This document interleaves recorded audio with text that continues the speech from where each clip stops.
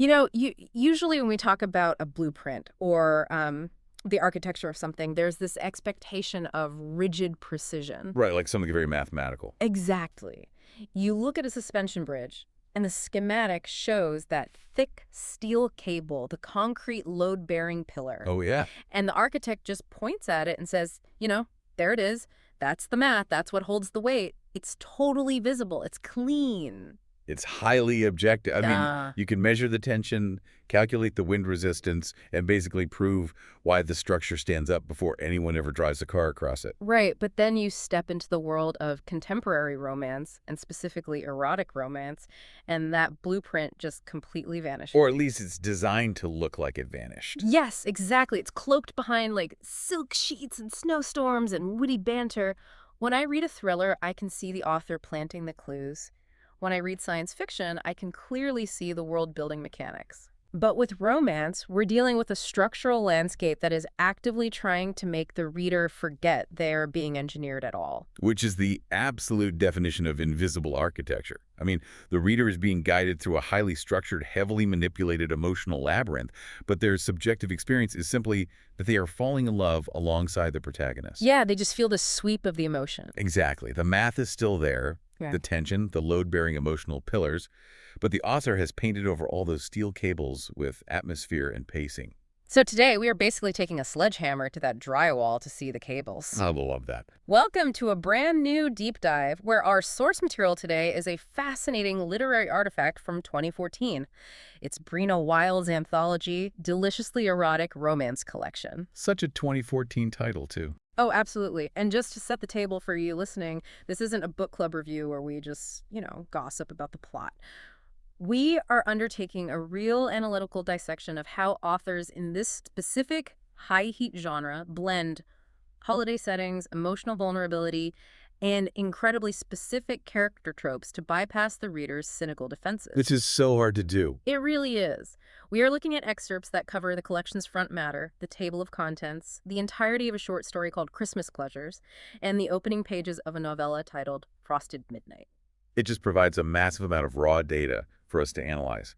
Short story anthologies in the romance space are particularly interesting because, well, the author doesn't have the luxury of a slow burn. Right. There's no time for 300 pages of longing glances. Exactly. They have to establish the emotional stakes, build the physical tension, and deliver the catharsis in a fraction of the word count of a standard novel. Which brings me to the table of contents itself. Because looking at the menu of a romance anthology is basically like opening one of those massive, really expensive boxes of assorted chocolates. Oh, I love that analogy. Right. You lift the lid, and the chocolatier has given you a map. You have your paranormal kind of spooky flavors. You have your cozy, small-town, cable-knit sweater flavors. Caramel centers, basically. Yes, exactly. And then you have your high-stakes, glamorous Hollywood flavors. And the author is making very deliberate choices about how to categorize these experiences from page one. The curation is so essential. I mean, let's look at the front matter. Before the reader even gets to the table of contents, the author explicitly states that the collection features 3 erotic short stories and 1 erotic novella. It lays it all right out there. It does. This is functional architecture. It sets a clear expectation of pacing and, critically, of heat level. Yeah. It is flagging itself loudly so the consumer knows the exact parameters of the fantasy they're entering. And then there's the dedication. Dedications are usually just, like for mom or to my husband. But Wilde writes, and I'm quoting here, "This collection is for every person who loves to love and isn't afraid to shout it from the rooftops." That feels like a very specific psychological framing device. Oh, it absolutely is. Consider the cultural context of romance reading, especially around, the mid-2010s when this was published. The genre has historically been so unfairly stigmatized. Oh, completely. It's frequently dismissed by mainstream literary critics as frivolous or relegated to just guilty pleasure status. By dedicating the book to people who aren't afraid to shout it from the rooftops, the author is doing 2 things simultaneously. Which are? First, she is acknowledging the stigma, and second, she is instantly neutralizing it. She is creating this non-judgmental decompression chamber for the reader. Wow, a decompression chamber. I like that. Yeah, she's essentially saying, leave your embarrassment at the door. This is a celebration. It totally disarms the reader's internal critic before the first narrative sentence is even read. Look at the table of contents, and they see this diverse mix tied heavily to holidays or events. We have Christmas pleasures, which we're going to really tear into shortly. We have Frosted Midnight, another winter-themed piece. We have Haunted Halloween, which the blurb tells us is a paranormal short where a woman named Amanda attends a company masquerade party and gets a sexy night she'll never forget. And then there's a story called The Blue Room. But, and this is key, there's a parenthetical note next to Christmas pleasures and The Blue Room. Right, the universe tag. Yeah, they are marked as being part of the Blurred Lines universe. The cinematic universe concept, but applied to erotic romance. Exactly. I mean, we see Marvel do this, we see Star Wars do this, but how does that mechanic function in a romance anthology? Well, in a romance universe, the connective tissue isn't usually a glowing cosmic cube, right? It's a social ecosystem. These two stories are connected by a central, incredibly famous Hollywood actor character named John Zane. Oh, okay, so he's the anchor. He is. The text tells us the Blue Room shows John Zane's perspective of meeting a woman named Cadence, complete with a warning that Zane has a deliciously dirty mind. Building a shared universe in romance is just a masterstroke in audience retention because it leverages parasocial relationships. Meaning the reader feels like they are basically part of the friend group. Precisely. If a reader finishes a full-length novel about John Zane falling in love, they inevitably wonder about the people in his orbit. What about his best friend?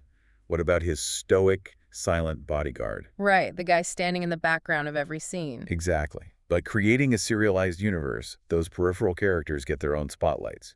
It makes the fictional world feel totally three-dimensional. When a side character walks into the room, the dedicated reader experiences a little spike of dopamine because they possess insider knowledge about that character's private life. I buy the shared universe mechanic completely. It makes total sense, but I really struggle with the holiday aesthetic. Really? Why is that? Well, you look at these titles. Christmas Pleasures, Frosted Midnight, Haunted Halloween, and part of me just rolls my eyes at the artificiality of it all. Does putting a Santa hat or a jack-o'-lantern on a story actually do anything structural? That's a fair question. Or is it just cheap marketing to capitalize on a specific time of year? Like, does setting a steamy story on Christmas Eve artificially inflate the emotional stakes? Or is it just a convenient excuse for characters to be snowed in? See, that skepticism is entirely valid. But to call it cheap marketing really misses the psychological payload of a holiday. A holiday is not just an aesthetic backdrop, it is a heavy cultural anchor. Okay, unpack that for me. Holidays inherently carry a massive weight of expectation. Just think about the messaging we are bombarded with from November to January. Christmas is loaded with themes of family, of togetherness, of returning home. Which means if you don't have those things, the holiday is essentially a magnifying glass on your isolation. Exactly that. A holiday promises magic, miracles, and transformation. If an author sets a story on a random Tuesday in March, they have to spend 50 pages slowly building the protagonist's sense of loneliness and establishing why they are desperate for change. Right, because Tuesday's just Tuesday. Right. But by setting the story on Christmas Eve, the author utilizes a massive emotional shortcut. The reader brings their own lived experience, their own baggage, nostalgia, or holiday anxiety directly into the text. Oh, whoa. Yeah, the author just has to say, she was spending Christmas alone, and the reader instantly understands the exact frequency of that ache. It accelerates the intimacy and raises the stakes before the characters even speak to one another. That structural shortcut is on full display the second we open the first story, Christmas Pleasures. Because building on that exact idea of holiday loneliness, the story opens with an epigraph. It's an anonymous quote that reads, "The holidays were created for lovers. For giving and receiving, they should be spent in the arms of a beautiful stranger." It's the thesis statement of the fantasy right there. It bypasses the familial expectation of the holiday and recenters it entirely on romantic and specifically physical fulfillment. And it sets up our protagonist, Mindy, perfectly. Mindy explicitly hates Christmas. She actually calls it a bullshit time of year. She does. Very blunt. Very blunt. And we quickly learn why. Her family dynamic is completely fractured, and honestly, it sounds exhausting. Her dad and his, quote, step bitch host these massive, soulless, heavily catered parties for the ultra-rich in the Hollywood Hills. Meanwhile, her mom and a boy toy hide out in a condo on the beach in Bora Bora. Mindy is caught between two extremes of performative wealth and escapism. She points out that choosing one parent over the other just leads to months of torturous guilt-tripping from the jilted parent. Which sounds like a nightmare. Total nightmare. So her defense mechanism is total withdrawal. She chooses neither. She emotionally orphans herself for the holidays just to maintain her sanity. Which leaves her utterly alone, waiting for a miracle. And her professional life actually mirrors that exact feeling of being a ghost. Mindy is a Hollywood makeup artist. Such a brilliant choice of career for her character. It is. She is literally a background player whose entire job is to make other people look flawless, while she is ignored by entitled, narcissistic actors. The choice of profession for a protagonist is never an accident in a well-constructed romance. Think about it. A makeup artist touches people intimately all day long, applying foundation, fixing eyelashes, yet remains entirely unseen as a human being. Right, she's basically just a pair of hands to them. Exactly. And more importantly, she understands the artificiality of Hollywood better than anyone else in the room because she is the one applying the paint that creates the illusion. She knows that beneath the glamorous exterior of these stars, there are blemishes, dark circles, and deep insecurities. She is a purveyor of camouflage. Exactly. So she is primed, almost desperately so, for something authentic, something that doesn't require a filter or a ring light. And into this void steps Lincoln. Lincoln is the bodyguard of the incredibly famous actor John Zane. Mindy describes Lincoln as being built like Dwayne Johnson, but better looking, with dark hair and dark eyes. Oh, she is totally smitten. Completely smitten.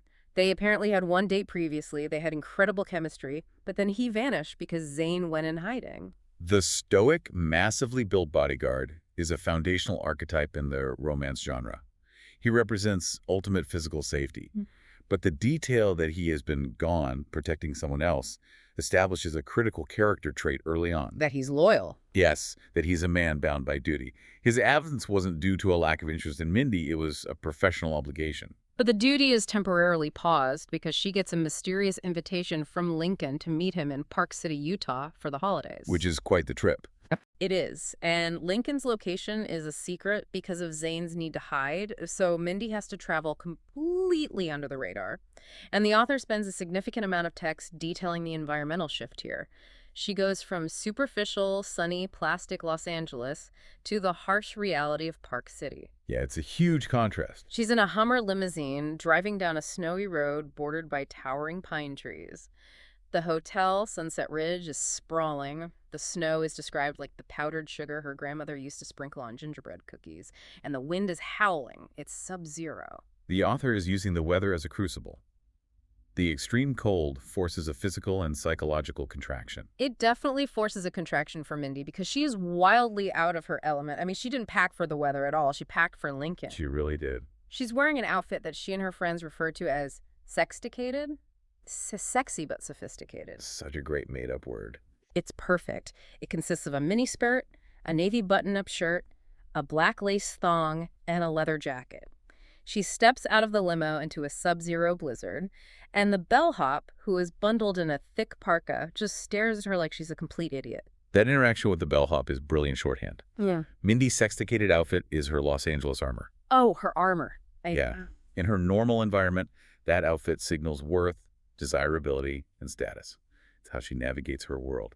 But in the harsh, unforgiving reality of the Rocky Mountains, that armor is entirely useless. It actually renders her absurd. Right, she's freezing. Exactly. The author is using the mountain setting to strip away her Hollywood artificiality before she even walks through the front doors. And the lobby of Sunset Ridge really reinforces that stripping process. She walks in and gets hit with a blast of heat, the earthy smell of apple cider, large exposed wooden beams, overstuffed furniture. It's the absolute antithesis of her father's soulless Hollywood Hills cocktail party. Completely different vibe. It is cozy, it is grounded, and it's warm. It's a sensory transition from the fake, disconnected world she inhabits into a space of intense physical and emotional presence. But the tension ramps up at the front desk. Mindy goes to check in, and she uses a fake name, Adam Turner. Lincoln instructed her to use this alias to maintain his and Zane's absolute secrecy. Right, spy mode. Yeah, and Mindy has this internal monologue where she acknowledges that she feels a bit like a character in a bad horror movie. She's traveling in secret to an isolated snowy cabin under a fake male name, and aside from the limo driver, the pilot, and the desk clerk, Literally no one in the world knows where she is. Which is objectively terrifying. Right. Now, in the real world, this is a red flag parade. I mean, do not do this. But my question is, does the thrill of this genuine true crime level danger actually contribute to the erotic appeal of the fantasy? It is the engine of the fantasy. This touches on a fascinating mechanism regarding how physiological arousal operates in narrative fiction. Okay, tell me more. In real life, traveling to an undisclosed location to meet a man who has instructed you to lie about your identity triggers every single primal survival alarm. It is terrifying. You'd call the police. You would. But within the established genre conventions of a romance novel, the reader possesses meta-knowledge. The reader knows she isn't going to be murdered, she's going to fall in love. So the fear gets transmuted. Exactly. The isolation removes all societal constraints, all the judgment of her superficial friends, all the pressure of her fractured parents. It all vanishes. She doesn't exist as Mindy the lonely makeup artist right now. She exists as Adam Turner. Right. She exists purely in this vacuum of anticipation. The secrecy heightens her adrenaline, and physiologically the human body often misinterprets fear, or adrenaline, as arousal. The author is utilizing that suspense, that borderline danger, to rev the engine before the characters are even in the same room. Okay, so the engine is revved. Mindy goes up to the room, knocks on the door, and we see how the author handles the actual mechanics of erotic pacing. The door opens, and there is Lincoln. And he immediately shatters the visual expectation. He really does. He's a bodyguard, so we expect the stark black suit, the earpiece. Instead, he's in faded jeans and a cream sweater. His hair is wet from a shower, and he smells like expensive cologne, mint toothpaste, and a hint of brandy. Notice the sensory details there. Yeah. Mint toothpaste and brandy.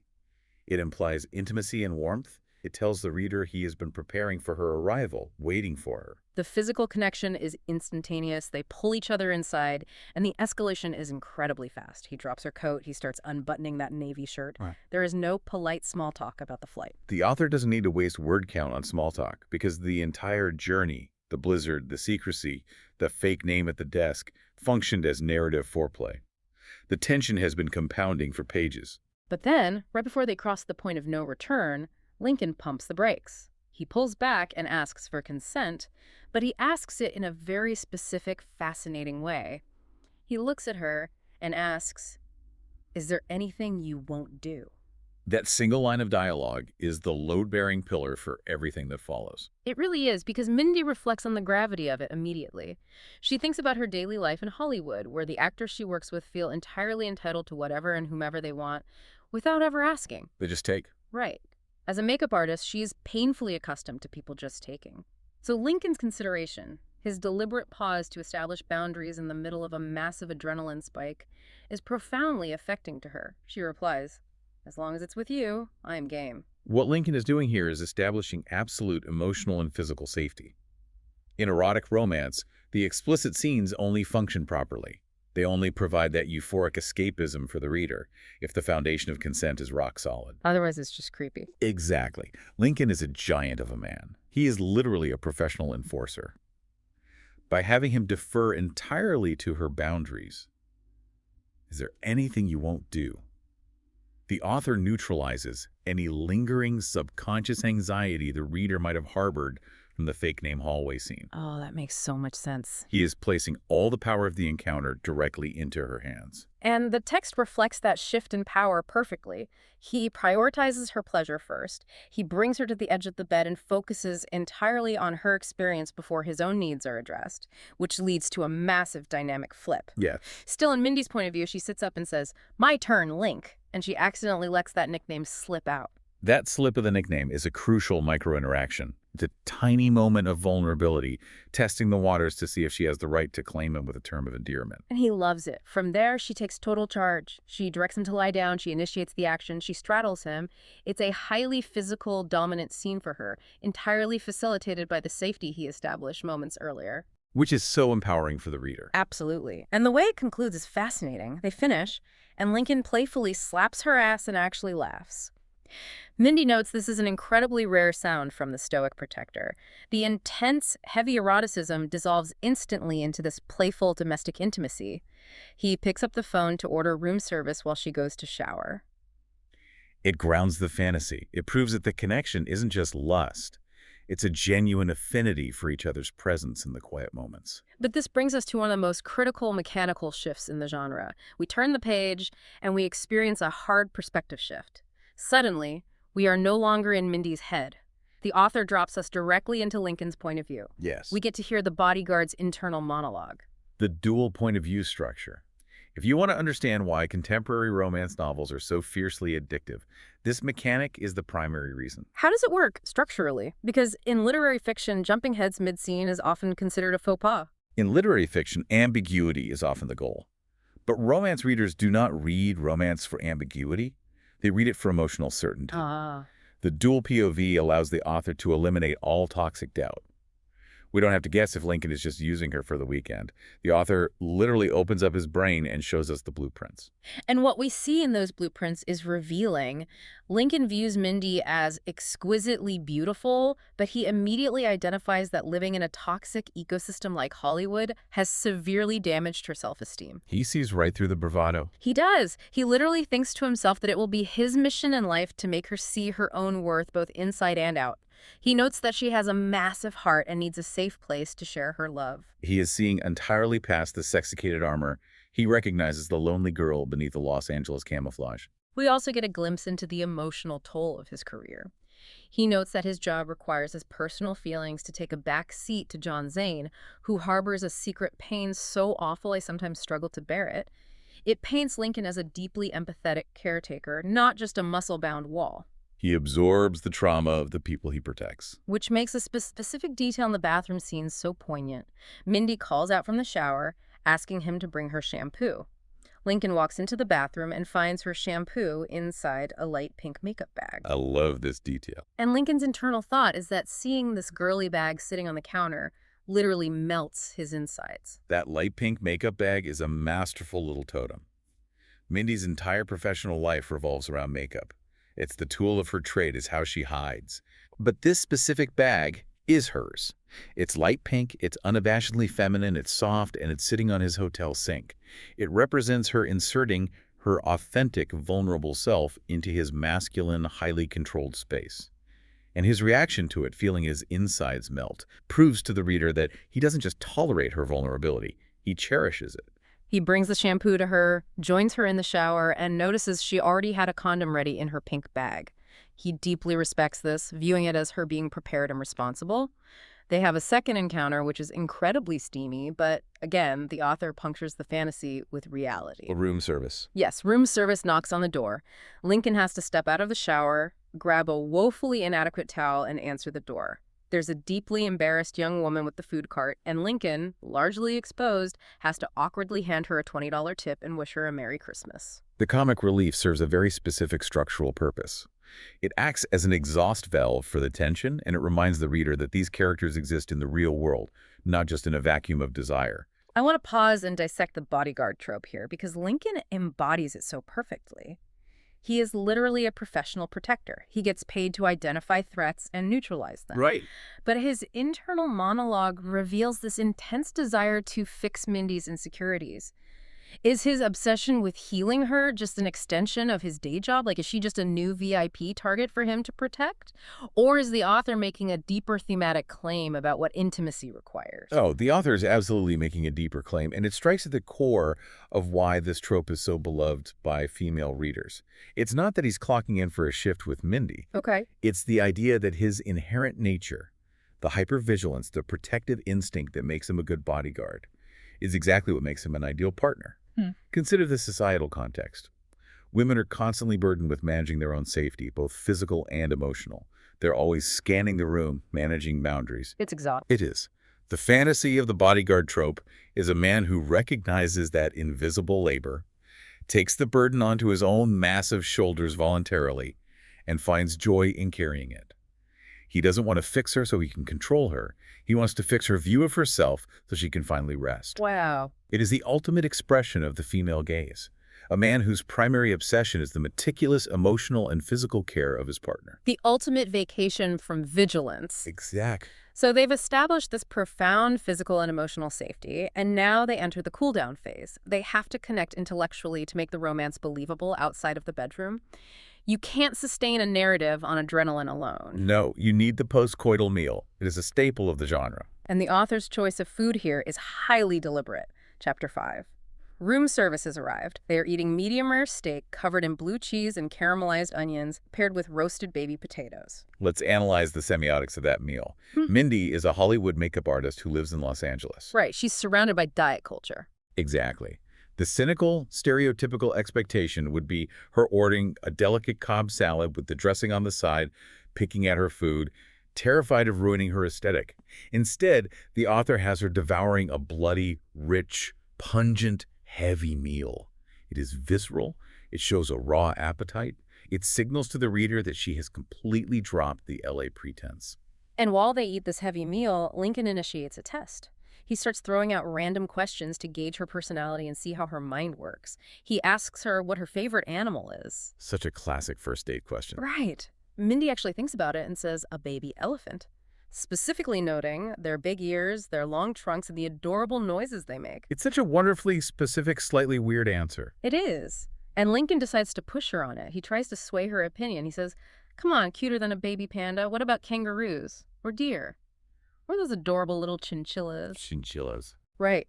And Mindy considers the chinchilla, admits they are objectively cute, but stubbornly sticks to her baby elephant. And Lincoln's internal monologue reveals that he is rejoicing. He loves that she can't be swayed. He literally refers to it as a check mark on his mental list. This is how authors build believable, enduring rapport. The characters are debating the cuteness of chinchillas versus elephants. It is an utterly mundane conversation, but it reveals critical character architecture. Because it shows she has a spine. Yes. Lincoln is testing her spine. He is a massive, imposing man used to people deferring to him. He desperately wants a partner who won't just bend to his will or agree with him to placate him. Her stubborn refusal to abandon the baby elephant is a virtue to him. It proves she has a core. But the dynamic shifts rapidly when Mindy gets to ask a question. She asks Lincoln about his favorite Christmas carol, and suddenly the fun, playful banter hits a brick wall. The mood totally drops. It drops completely. The author drops us back into Lincoln's internal monologue, and we see that he literally panics. His heart starts beating rapidly. He swallows hard. He manages to choke out the answer, Silent Night. Mindy instantly picks up on his anxiety. She abandons her food, moves to his lap, holds his face, and directly asks why he's freaking out. The contrast the author builds here is brilliant. We've just spent chapters establishing that Lincoln is a man who deals with physical threats, stalkers, and paparazzi for a living. He protects the most famous actor in the world. Yeah, he's fearless. But a simple question about a holiday song induces physiological panic. Which seems wildly out of character until you unpack it. I mean, why does a holiday song break the bodyguard? Because physical danger is something he is highly trained to handle. Emotional intimacy, however, is terrifying because it requires a lack of control. Oh, I see. By asking about A Christmas Carol, she is inadvertently probing into his childhood, his family history, his nostalgia areas he likely keeps heavily fortified, especially given his comment earlier that he and Zane are essentially each other's only family. A question about Christmas forces him to confront whatever trauma or loss isolated him in the first place. But what's fascinating is how Mindy handles his panic. Instead of forcing Lincoln to explain his trauma and prying him open, Mindy shares her own connection to the song. It's so empathetic. It is. She reveals that her grandmother, who she affectionately calls Dee Dee, used to sing Silent Night to her when she was a child. She mentions that Dee Dee had this beautiful Jamaican accent that made the traditional words sound richer. But then her voice drops, and she reveals that her grandmother passed away a few years ago. It's a beautiful moment of narrative substitution. Lincoln hit a wall. He couldn't be vulnerable about his own past, so Mindy offered her vulnerability instead. That's a great way to phrase it. She filled the terrifying silence with her own grief and love, effectively shielding him from having to explain himself while still deepening their intimacy. And Lincoln recognizes that grace. He realizes in this moment that he doesn't just want to comfort her physically. He wants to show her that he enjoys her mind and her company in the real world.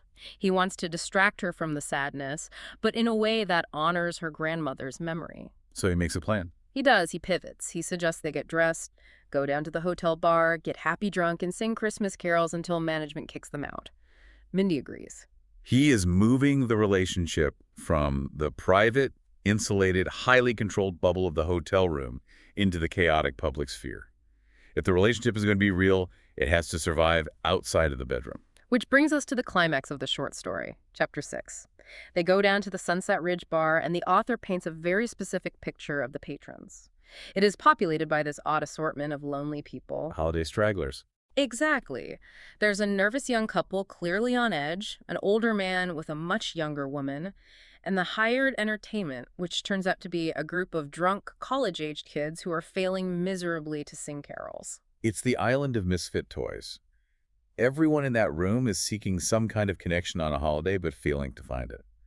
They are surrounded by people, yet totally isolated. Lincoln and Mindy order vodka tonics with a twist of lime. And while they are sitting there, Mindy looks at Lincoln and her professional eye engages. She compliments his symmetrical face and his thick lashes, joking that with a canvas like that, she could put makeup on him. And Lincoln just scoffs and says, "When pigs fly." Right. It's a sweet callback to her career, showing that she brings her whole self to the interaction, but stripped of the Hollywood toxicity. She's looking at him as an artist, not as an invisible servant. The waitress comes over, clearly stressed about the drunk college kids ruining the ambiance of the bar, and mentions they'll take literally anyone who can carry a tune to replace them. Mindy volunteers them both. Naturally. Now Lincoln pushes back, asking what makes her think he can sing. And here the author drops a massive character reveal via his internal monologue. Lincoln secretly possesses a truly great singing voice. I love this part. It is a talent he has never shared with anyone, not his colleagues, and not even his boss and surrogate brother, John Zane. This is the hidden talent trope, and it is executed flawlessly to demonstrate character growth. So why is a hidden talent so structurally important in romance? Well, in the context of the romance genre, especially erotic romance, physical intimacy is often the easy part for the characters. The physical act is a given. The actual conflict, the hard part, is emotional surrender. Right, getting them to open up. Yes, by possessing a talent that he has kept entirely secret from the world, a talent that requires him to be looked at and judged, and choosing to share it with Mindy, Lincoln is offering her the most guarded piece of his identity. It is a profound act of trust. He is letting her see the part of him that isn't just a bodyguard. So they approach the stage. And first, Lincoln has to do his job. He uses his massive frame to quietly intimidate one of the obnoxious drunk college kids into backing off, smoothly buying them a round of drinks at another table to get rid of them without causing a scene. Very professional. It's a great little display of his professional competence. He manages the threat peacefully. Then the music starts. They sing, "Have yourself a merry little Christmas." Mindy has this sultry, pitch-perfect voice. Lincoln chimes in. They harmonize perfectly. The crowd absolutely loves it. The mood totally shifts. It does. The mood of the entire bar lifts. Someone in the back even does the whoop, whoop, whoop call from the movie Pretty Woman. The crowd in the bar is acting as a proxy for the reader here. The crowd's validation confirms what the reader already knows, that this couple fits perfectly together, that they bring joy to each other and to the space around them. And then the final song plays. It's Silent Night, the exact song that induced panic in Lincoln upstairs, the song her late Jamaican grandmother sang. They sing it together, looking at each other, and Mindy starts crying, overwhelmed by the depth of her connection to him and the memory of her grandmother. It's a very intense emotional peak. And Lincoln has this intense, primal realization that he cannot go another minute without being physically connected to her. The emotional high demands a physical release. The tension has just peaked. And this is where I get total whiplash. They literally drop the microphones, run out of the bar, race to the elevator bank, and right there in the hallway, Lincoln pulls her lace thong aside for a frantic quickie against the wall. Oh, yeah, right in the hallway. Right in the hallway, Yep. making sure his broad back covers her from the hotel security cameras. During this incredibly fast primal moment, he claims her. He calls her My Minx, a nickname she loves. And he promises her this will be the first of many Christmases together. Now, I have to stop and ask you about this transition. We go from singing a deeply sweet, tear-jerking song about a dead grandmother straight into a covert, camera-dodging hallway hookup. Yep.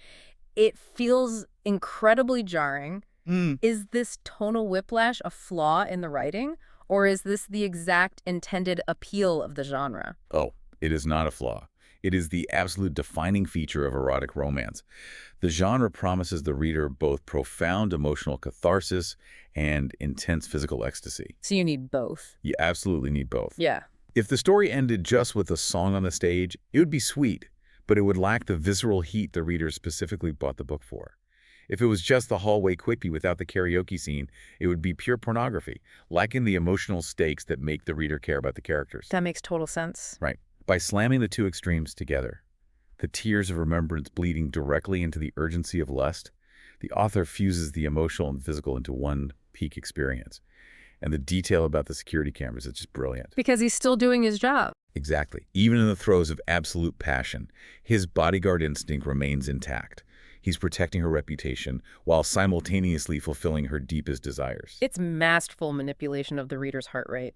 And having seen how Breena Wilde handles a fast-paced, high-heat Hollywood romance in Christmas Pleasures, the anthology structure is going to manipulate us again. Oh, majorly. Because we turn the page and we immediately crash into the opening of the next story, Frosted Midnight.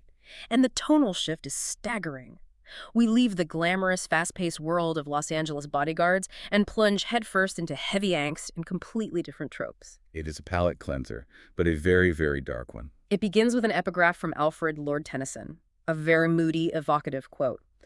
"Oh, for the touch of a vanished hand and the sound of a voice that is still." That is heavy, heavy grief imagery. A vanished hand, a still voice. It implies permanent loss. And then, before we even get to chapter 1, there is a prologue. And we need to unpack this prologue because it features a jarring, surreal scene. We are presented with the sounds of beeping monitors, there is shouting. Then a white light appears at the end of a tunnel. Very alarming. It is. The narrator describes walking toward the light, feeling an overwhelming sense of overflowing love, and being greeted by an elderly woman who says, "Welcome home, Willow dear." We go from a steamy hotel hallway hookup in the first story straight into a literal near-death experience with a white light in the second. It's quite the transition. Are we looking at a ghost story here? Does Willow die at the end, or is this a flash forward to a medical emergency? The placement of this near-death experience at the very beginning of the text is incredibly provocative. It immediately signals to the reader that the stakes in this story are literal life and death. Completely different stakes than Mindy and Lincoln. Completely. The previous story was about overcoming loneliness. This story is going to be about mortality, second chances, and profound, irreversible loss. Whether it's a ghost story or a flash forward to a medical trauma, it unmoors the reader completely from the safety they just felt with Lincoln and Mindy. It definitely unmoors you. Then we hit chapter 1 and we meet our protagonist, Willow. She is currently 20 years old, and she lives in the quaint, misty tourist town of Bandon, Oregon. She works as a local librarian. Notice the grounding here. We are far from the Hollywood Hills. A librarian in a misty Oregon town evokes a quiet, steady, deeply intellectual, and highly structured life. But her past is anything but quiet. When she was 19, just a year prior, she had a once-in-a-lifetime love-at-first-sight encounter with an out-of-counter named Austin Merrick. He's described as tall, muscled, wearing cowboy boots, hazel eyes, and an old cowboy hat. A total contrast to her quiet life. Totally. They had a flawless 8-week summer romance, and then at the end of the season, Austin left without a single word of goodbye. The classic tourist town tragedy. The local gets left behind when the season ends, while the tourist returns to their real life. Exactly. Willow's heartbreak was so intense it actually made her physically ill. She was sick for weeks, until she realized she wasn't just heartbroken, she was pregnant. The plot thickens. It does. 9 months later, she gave birth to a baby girl, Emma Austin, naming the child after Willow's grandmother and the baby's absentee father. Emma is now 5 months old. This brings us to one of the most polarizing, enduring, and heavily debated mechanics in all of romance literature: the secret baby trope. I really want to dig into this. Why is the secret baby trope so sticky for readers? Because logically, hiding a child from its father is a massive ethical breach. Yet readers absolutely devour these books. What makes it work? It works because it is a narrative nuclear bomb. Think about what it achieves structurally for the character arc and the conflict. First, it forces instant, undeniable maturity on the protagonist. Right, she has to grow up fast. Exactly. Willow goes from a heartbroken, naive 19-year-old to a fiercely protective, self-sufficient mother. Her entire world recenters. She proves she doesn't need the man to survive. Second, it creates an impenetrable secret that acts as a ticking time bomb for the reader. Because the secret has to come out eventually. Yes. The reader knows that eventually the father will return and find out, and the fallout will be massive. The anticipation of that explosion drives the pacing. And it changes the nature of the apology. Right. Exactly that. That is the third most important factor. It raises the stakes of the inevitable reunion. If Austen just came back a year later to apologize for ghosting her, the conflict is just a simple breakup. She could yell at him, he could grovel, and they could make up. Pretty standard stuff. Right. But because there was a child involved, a living, breathing piece of their past summer together, the reunion becomes a life-altering revelation. The man isn't just asking for his girlfriend back. He has to reckon with the fact that he missed the birth of his child. The guilt has to be astronomical. It forces a level of male groveling and regret that is highly satisfying to the reader. It is high melodrama anchored in the very real, visceral reality of a child. Now, Willow never told Austen about the baby. She just accepted that tourist dynamic of being left behind. She's content raising Emma with the help of her mom and her 3 older sisters. She's built this safe, matriarchal cocoon for herself in Bandon. But a romance novel cannot allow the protagonist to stay in the safe cocoon. The genre requires disruption. Which brings us to the inciting incident of Frosted Midnight. It is 2 days before baby Emma's first Christmas. Willow receives an unexpected email from Austen. He asks to meet her at midnight on Christmas Eve so he can finally explain why he left. Midnight. Yeah, and he even acknowledges in the email that he knows she might just think it's a booty call given the late hour, but he begs her to come. And Willow knows she has to go. And look at the timeline the author uses to maximize attention. Midnight on Christmas Eve. It's highly symbolic. It's the exact transition point from anticipation to the actual day of miracles. It's the witching hour. Which is the perfect place to pause our summary of the source material and look back at the mechanics we've uncovered today. We have unpacked how Breena Wilde's Deliciously Erotic Romance Collection uses the vehicle of the holiday season not just for aesthetics, but to radically accelerate intimacy and emotional stakes. Bypassing the need for slow burn exposition entirely. Exactly. We've seen the stoic Hollywood bodyguard trope executed brilliantly through alternating points of view, establishing a bedrock of emotional safety that allows the female protagonist to take control. And we watched how mundane conversations about baby elephants and grandmothers ground those high-heat physical encounters in reality. Yes, and we've just previewed the heavy life-and-death angst of the small town's secret baby trope. It truly is a masterclass in audience manipulation and storytelling. I mean, whether you are an avid reader of the romance genre or you've never picked up a romance novel in your life, you have to respect the hidden architecture at play here. Oh, completely. These authors are engineers.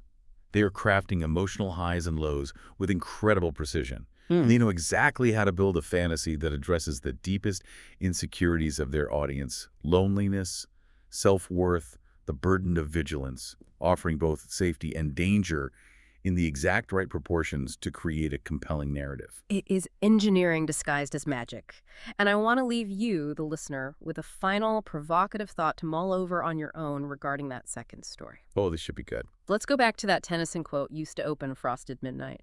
"Oh, for the touch of a vanished hand." In the standard language of romance, the vanished hand is usually just a metaphor for a lover who walked away, like Austen walking away from Willow. Right, a metaphor for a breakup. But given that jarring near-death prologue we read, with the beeping hospital monitors and the ghostly white light, what if the person Willow is meeting at midnight on Christmas Eve isn't just a regretful ex-boyfriend? What if he isn't entirely alive?